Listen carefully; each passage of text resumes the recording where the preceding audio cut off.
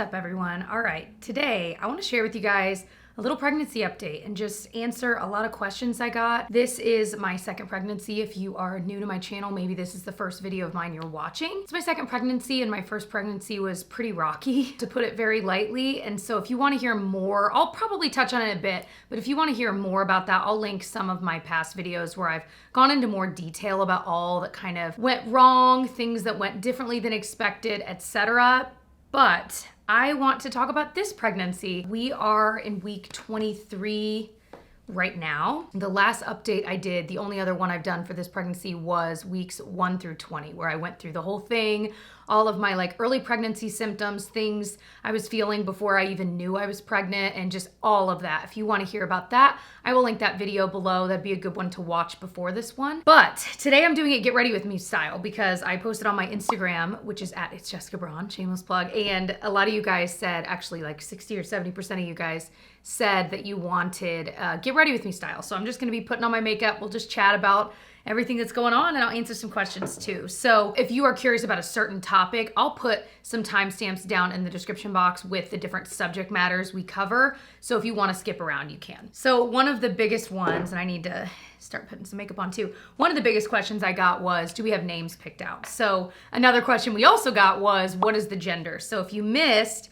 our gender reveal, I'll link it below because it was in one of our Vlogmas videos on my husband's channel where we vlog every day. We accidentally told the gender. We were like, oh well. We literally did not catch it. He had already edited it. It was uploaded and live, and we suddenly were reading comments, and I was like, wait, how do they know it's a girl? How do they know? And we're scrubbing through the video trying to figure out where did we say it? Who said it? Was it me? Was it you? And it wasn't that big of a deal. We didn't have a big reveal planned. But it was just one of those things that we just didn't know. If you want to know who spilled the beans and how it accidentally happened, you can watch that video. But it is a girl, and our first was a girl, Genevieve. And it's funny, I got some questions about, did I have any gender disappointment? Was I wanting a boy and we, found out it was a girl? We only found out a few weeks ago. I don't think there was any disappointment. My husband, first of all, he wanted a girl the first time around, and we got a girl. And he was so jazzed, and of course, we freaking love her. I mean, duh, it's our daughter. The second time around, we were both like, well, if we get a girl, it'll be great because we already have a bunch of girl stuff. And if it's a boy, that's great because we don't have a boy. That would be an exciting adventure. But I have to say, when the technician, the ultrasound technician, told us what it was, I felt this tiny wave of I can't call it disappointment because it really wasn't, but I felt this tiny wave of, oh, it's not a boy. So I think I must have thought, well, certainly it's a boy since I've already had a girl, and this pregnancy has been wildly different than the first time. So again, another reason in my head that I think I really did subconsciously think it was a boy. But within literally 10 seconds of that thought, I'm thinking, oh my gosh, this is gonna be so great. Genevieve's gonna love it. She really wanted a girl sister.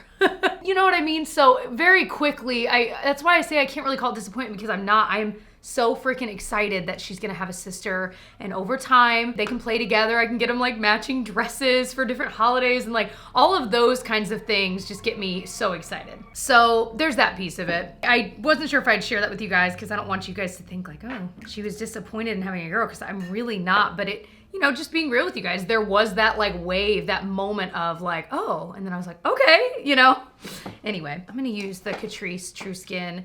By the way, the foundation I just used, I'm loving, is the Sephora Best Skin Ever. It's really good. Another question I've touched on a bit, but I wanted to elaborate on. A lot of you guys asked, am I working out? Because I like to jog, I like to run, I like to do videos, YouTube dance workouts, and some strength training from time to time. I would not call myself the fittest person in the world, but I do actually enjoy some forms of working out. And so I've talked about that a lot in past videos, and it's a part of our lives. So in my first pregnancy, because I had so many issues, my doctor told me not to work out, basically. I could walk and stuff like that. And we definitely did a lot more of that later on in the pregnancy, but she really advised me to not work out because of what the complications were, which was subchorionic hemorrhage, or a hematoma. So with that in mind, I, didn't work out. And so it was not a part of that pregnancy. Do you know what I mean? It wasn't something I looked into because I couldn't do it. And so this pregnancy, since I am approved to work out, I have looked into it more and like, okay, what things are safe to do, what are not. I've talked to my doctor. And so she's basically told me I am open to do whatever, especially if it was stuff that I was already regularly doing, like, you know, light strength training, jogging, of course, walking is always great. My mindset has been, I really want to try to be active. Most doctors recommend like for pregnant women, 5 days a week, 30 minutes of just some kind of exercise. That might just be a 30-minute walk, which is great for you. I mean, that's one of the best things you can do. But my thing is I get so down on myself, and I shouldn't, and I know that. I get so down on myself about like, okay, well, I want to do the 5 days a week. And so when I don't stick to that, I'm like, well, then why even try? Like, I am that kind of person that if I cannot follow something to a T, I'm like, well, then what's the point of even doing 2 days this week? Like, who cares? I sound so negative, but that's how my brain works. So I'm trying to rewire my brain to be like, no, Jessica, even if you only do something like once or twice a week, that's better than nothing. And I'm trying to also have the mindset of, you know, obviously this is not for weight loss. I mean, I'm pregnant, y'all. It's not for weight loss. It's not for anything like that. It really is just because I know that it's good for the baby. I know that it's good for me and my mental health. And so with that in mind, that's why I'm like, you know, I can't be so hard on myself about not sticking to a perfect regimen and just doing what I can when I can and being glad that I did it those days, you know. So walking has been huge because that's something to easily fit in with our dog and our toddler, and you know what I mean? It does kind of stink though. I'm pregnant in the winter, and it'll be winter up until I have this baby. So knowing that, I'm like, man, if it were nicer out, we'd be able to even more easily go on walks, because some days are just too cold, so it doesn't work. So I did actually just buy a walking treadmill for my stand-up desk, because I thought, you know what, that's something, it's so low impact. I could do it for 30, 45 minutes a day while I'm answering emails or doing work, and it'd be an easy way to still get some kind of exercise in, even on those super cold days. Plus, it'd be good for me just in life, not pregnant too. So I'm excited to get that. Boy, if you look at like walking treadmills on Amazon, the reviews seem all glowing for all of them, but then you always find those ones that are like, don't buy it, it's a scam, you know? And I'm like, so I told Tyler, I'm like, I just have to bite the bullet and just buy one of them, because they all have the same kinds of reviews. Most of them are glowing, but then there are a few that are like, it broke in one day, or, you know, so we're gonna see. I have no idea if the one I ordered is actually gonna be good or not, but I hope it is. Because my other thought was like, oh my gosh, returning that would suck because it's heavy, you know, it's like a slim profile and stuff, and it's not meant to take up a lot of space, but still. So another question we got a lot was, do we have names already picked out? We do not. Guys, we haven't even started. And the reality is we still have like our note with all of the names. We had all like the girl names and the boy names we had picked out for when we were first having Genevieve. And so we still have that, and there's a lot of names on there I still love. But what we did last time was, I think I had like a name book my sister let me borrow or something. But then there's so many different name apps out there, and you can connect them with your partner, and you can go through and like heart name. It's kind of like a dating app, you know what I mean? Like where you like or whatever the ones you like, and anytime there's a match between you, those go to a separate list. So I'm like, that was kind of nice last time, so I need to figure out what the heck app we used. If you know of a really good one, let me know below. And that's a kind of, I think, the perfect springboard for us. So at night, we're just kind of in bed, we can kind of mess with it, because we got to get a move on, baby. I mean, the reality is, I just had a friend who had their baby a lot sooner than they thought, and I'm like, man, I know I'm only like 23 weeks, but still, we need to get a little more prepped than we are now. Not to be like a doomsday, you know, like, but just, I mean, we really do need to like get stuff going. So symptoms wise, the first trimester, and again, if you watch the weeks 1 through 20 video, I get deeper into this, but the first trimester for me, I had a lot of morning sickness, and I talk about like when that ended for me, you know, like what week and stuff. But my thing is, this time around, second trimester, I've been feeling so good. The worst thing has been, I still have some hip issues, which really started when I gave birth to Genevieve. And I really genuinely think, I've thought about this a lot lately, it was because I wasn't like stretching or doing anything like that to kind of prepare, because I kind of thought like, I'll be fine. Like, but I really wish I'd done more stretches and stuff like that to literally get my body ready for what labor is, and the way you're kind of like, you know, at least the way I gave birth, my legs were freaking up. And I really regret not doing that because again, I thought, well, what is it really gonna make a difference? I really think it would have. So if you're watching this and you've never had a baby or whatever, it's something to consider. You know, don't discount how much stretching and things like that and squats might actually help you, and they might help prevent injury, which is I'm pretty sure what happened. I probably will need to eventually see a physical therapist for it. It's not that bad. I should say that. Like, I'm able to jog 3 or 4 miles without really having pain or anything, but it's when I try to go longer than that. Now, being pregnant, I'm not going longer than that. And most of the time it's more of like a jog walk situation, but still it's something that I think postpartum, I'll mention it to my OBGYN for sure, see what she has to say about it, but I have a feeling it will probably lead to like some kind of physical therapy postpartum, which would be great because if I could fix this problem, that would be that would be awesome. So I don't remember what question I was just answering there, but one of the questions, did you know you were pregnant even before taking the test? I think I really did because I was having certain symptoms that I was like, it just doesn't add up. And so when I first took the test, you know, like there's those early detection ones. Well, I was using those and the line was so faint. And I remember posting on like Baby Center, one of those forums, a picture of it. And I was like, what do you guys think? Like, do you think I'm pregnant? And almost everyone was like, yeah, you are. And it was so faint, but I think it was enough, you know, a lot of these women on there have been like trying to conceive or have a lot of kids, so they just know what to look for. And so the next day I took another one and it was still faint, but it was there. And so that was when I was like, I really think I am. I'm having lower back cramping. And again, I kept thinking, well, it's almost that time of the month too, so like, could it be that? But I think I just knew in my heart, I was like, this is the time. And there had been plenty, I mean, we were trying for a while and there had been plenty of times that I thought, oh, this is it, like I'm definitely, and then I was wrong.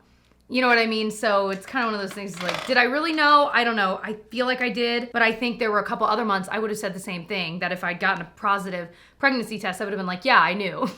You know what I mean? So I don't know. So another question I got was, when did you tell my husband, Tyler? You know, how did I tell him?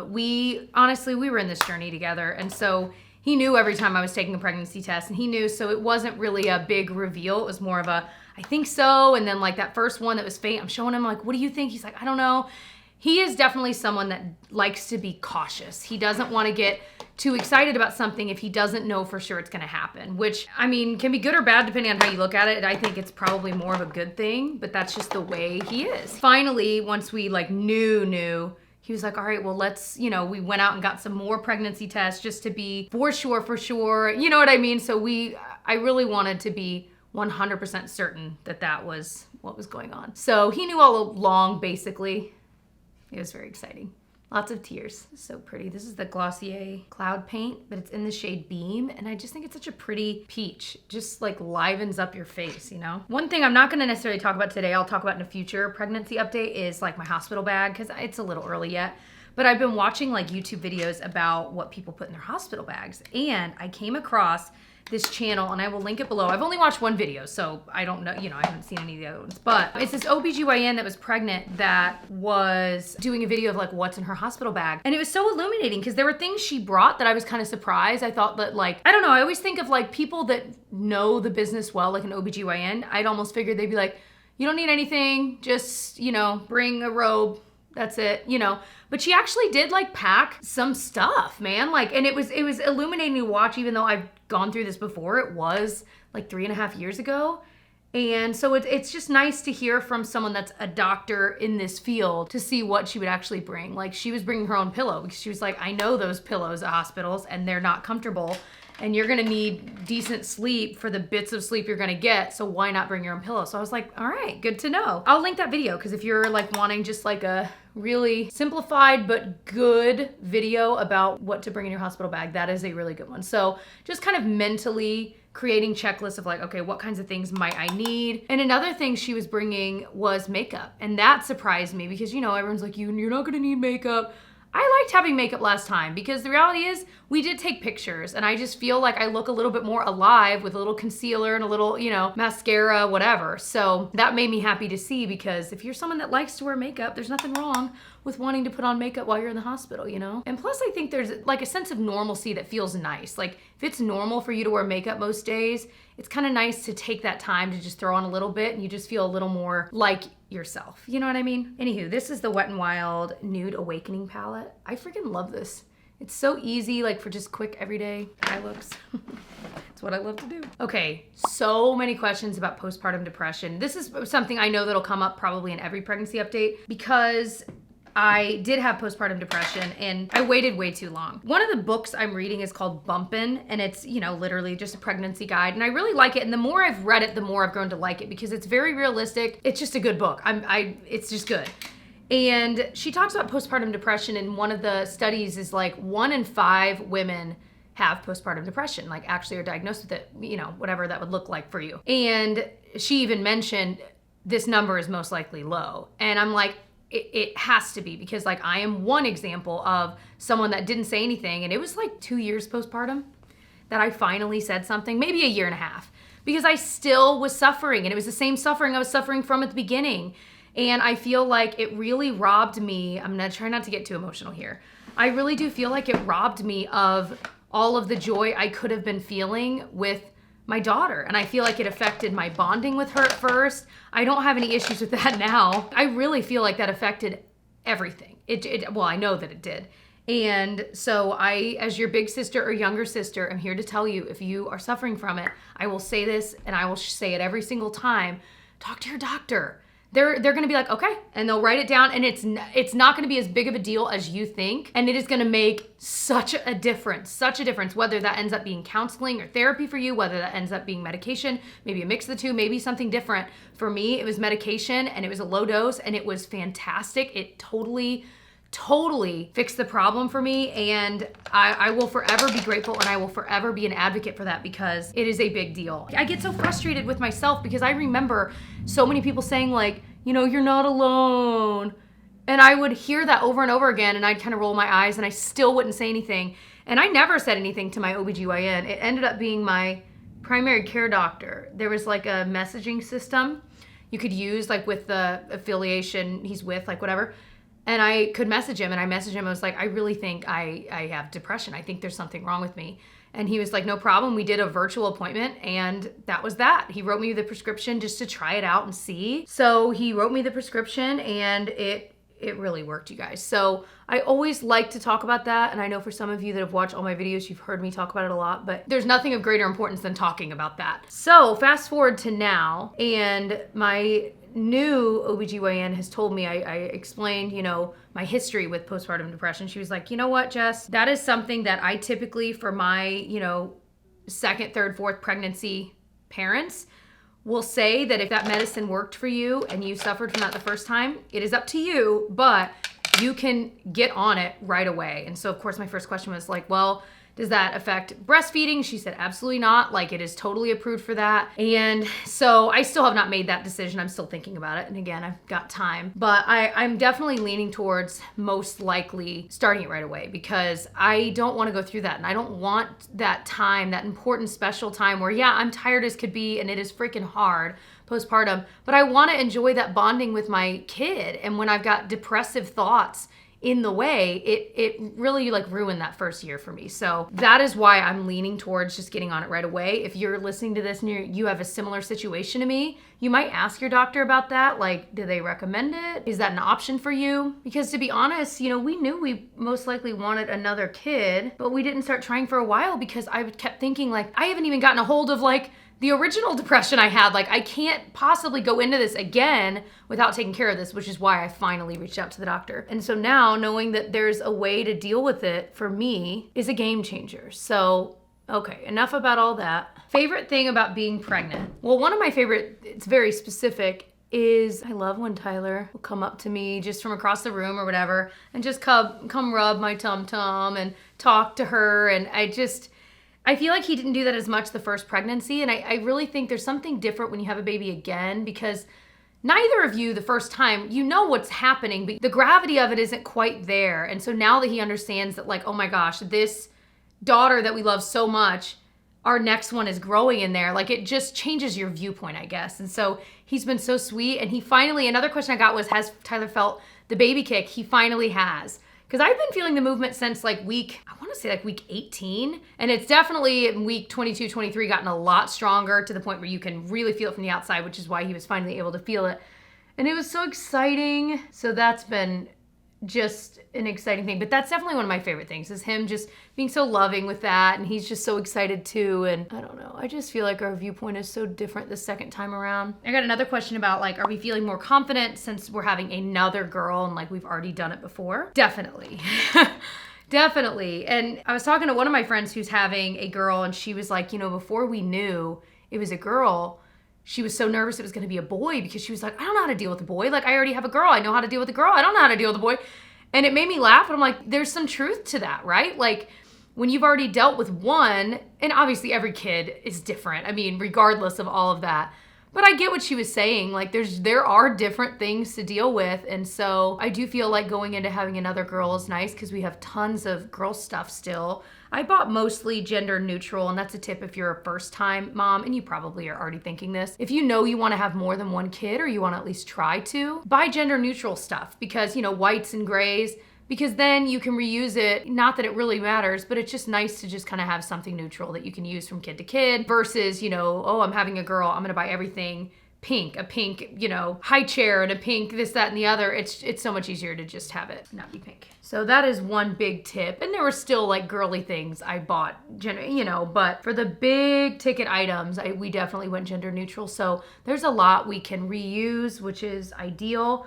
But another question I got was, are there new baby items that you're excited to like try out? Things that have come out since we had her. We had her in June of 2018. So time has passed, baby, and different things have come out. And so I've watched lots of videos about like, you know, best newborn purchases, best whatever. And I definitely, once I kind of get a handle on things and try some new things out, I'll definitely do a video like that in the future. So subscribe, stay tuned. We have really not bought a lot, but the things we've actually already bought are the Duna car seat. It was freaking pricey, and I went back and forth on this for so long, but I was like, you know what? One of the hardest things for me was, I mean, this is like chump change compared to some other stuff, but one of the hardest things was anytime you'd go into, you know, a doctor's office or a store just for a quick errand or a restaurant, you'd be carrying that carrier, man. And that thing is heavy. It's just heavy. So the Duna has like wheels that pop out, it's just a part of it. And it's a car seat that snaps into a base like the one we used to have, but you just push a button and wheels pop out, and it's like a miniature stroller. And so instead of carrying it, you can stroll it into the doctor's office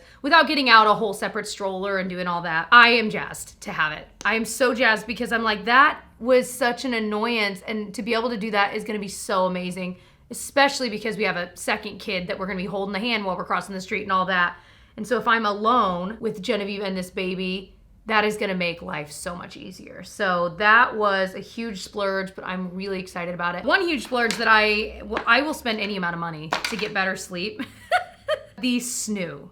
Now, we are renting it, because if you look up the rental prices versus buying it, I kept looking like, did anyone pop onto Facebook Marketplace selling there? You know, things like that. I still have my eye on that, but we ended up renting it, and it's cool because, you know, really you keep the baby in the room for about 4 months, sometimes longer. I cannot for the life of me remember when it was that we moved Genevieve to her actual crib in her nursery. But we'd bought just the like Halo bassinet, which was lovely, but she didn't like it, which, you know, it just is what it is. Kids are also different. She didn't like it, but it didn't really do, like, I don't feel like it helped her sleep better. And so with the snoo, there's a lot, like everyone I know that uses it swears by it. So I'm like, you know what? Let's give her a whirl, because like I said, I'll do anything for us to sleep just a little bit longer and for the baby to sleep longer. Like, that is the goal, right? And so that, it's really cool. If you want to, I don't know exactly how to explain it because I don't have it in person. I've watched videos on it and stuff, but basically there's like an attachment that kind of holds the baby in place in their swaddle so they can't roll over or anything like that. And so for those first 4 months, I mean, that is ideal. And so it's created by doctors. It's supposedly super safe, etc. So I'm jazzed about it, and we're definitely saving money renting it. And actually, the rental price for the first 4 months is high, but after month 4, month 5 plus is only $30 a month. So if you do need it a little bit longer, you're not paying that same high rate. You're paying a little bit less, and then you return it and stuff. So I am excited to give it a whirl. But I have started like a little wish list of things, like as I have been watching. What other makeup did I want to do? I was gonna throw some powder on. A wish list of things just for us. of things that I'm thinking about, like as someone mentions it, if it's a very specific thing from Amazon, I'm kind of creating my own list so I know and I've got time to do research, then decide, okay, I've saved 3 different white noise machines, let me look deeper into them, and then just buy one. What are you gonna prepare for more this time around? I focus so much on the birth and being like nervous about that and stuff. I did not think a lot about postpartum. And I think that's probably a part of why I suffered so much. But, you know, at the end of the day, that is really where you're headed. You're only at the hospital for, you know, depending on what kind of delivery, for 2, 3, 4 nights. And so that's such a blip of time. And I was so focused on that versus all the other stuff that comes with it that I feel like this time I'm way more focused on once we're home. Like, you know what I mean? How can we make life easier when we're home? How can I be prepared for that? And another thing I've thought a lot about is, you know, we welcomed a lot of guests last time. Now, obviously with COVID, and it's a very different world now than it was in 2018. And I just feel like generally people are better about, like, if you're sick, COVID or not, but like if you're sick, you're like, oh, I should wear a mask, or like, oh, you've got a young one, we'll see you then in a couple weeks because I'm not feeling well, I don't want to get you sick.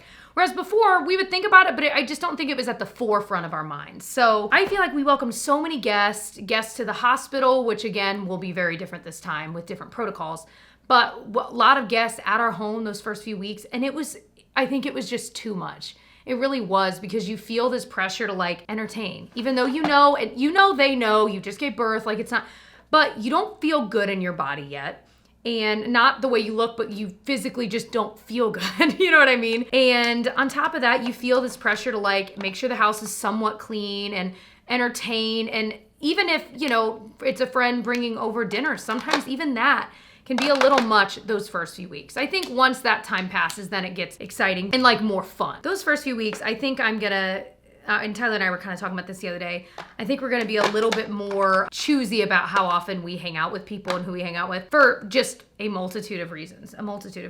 And, you know, still accepting help from like my parents and my in-laws, like that's the kind of help you want, because you're not trying to impress them. They're the closest people to you, and you're, you know, well, depending on your family. But like family like that, that's different, because that's the kind of help, like if they'll help with the baby so we can go nap for an hour or two, like that is necessary. But it's the extraneous stuff that I think are gonna wait a little longer than we did last time to do that kind of thing. This is it's technically like a lip liner kind of, but I use it as like a lipstick. It's from Buxom. It's the Plump Line lip liner in the shade Hush Hush. It's just a pretty like everyday nude, and it's got like a brush on the other side, so you could like smudge it out if you want. I don't use it often, but it's there. And I feel like a clear or like shimmery gloss on top of this is really pretty too. Okay, another topic, breastfeeding or formula. I'm gonna touch on this briefly here because again, I have a feeling as we get closer, I'm gonna touch on this a lot more. We struggled a lot with breastfeeding Genevieve, and it got to the point where I think it was a mental health issue, because I felt like I was failing as a parent. And even when people would say, it's okay, you know, fed is best, that's what's important. But even still, I would still like, even that would bother me, which I know is irrational, because it was people on my side saying, no, you're doing the right thing, mom. You're making sure that your baby's fed. I know that. But it was one of those things that I was so deep in the trenches and deep in, like we'd hired a lactation consultant to come over to our house. We tried so many different things, and it just was not working. And so when I finally gave in and was like, all right, let's like use formula, my gosh, it was like the biggest weight was lifted. But I still felt that guilt, like anytime someone would talk about breastfeeding, I still to this day feel it.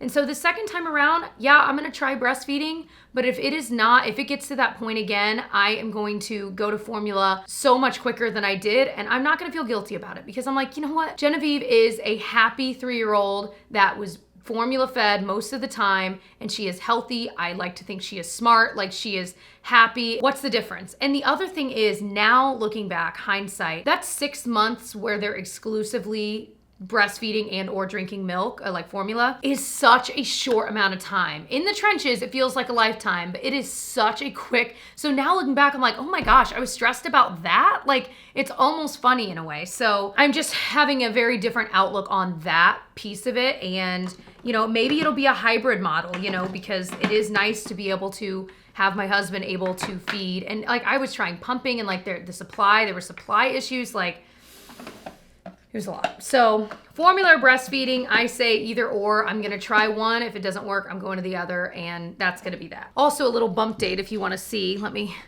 move some things around here. So kind of lifting it up. There's baby girl. Just cooking in there. Like I said, 23 weeks. Just she moves so much. Like anytime I'm sitting down, that is when she is just wild and crazy.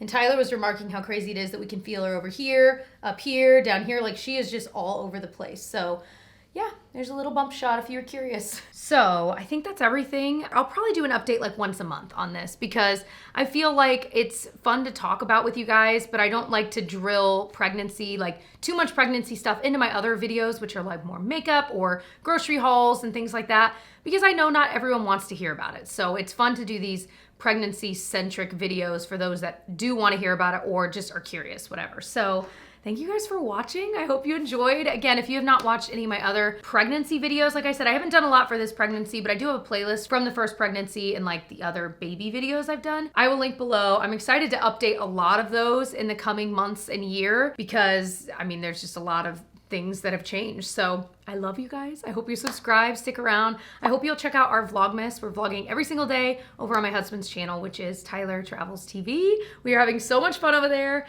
And of course, we talk about the pregnancy a bit over there too. So if you like hearing about it, it's another place you can hear about it. I don't know. Anyway, I will see you guys in my next one. Bye.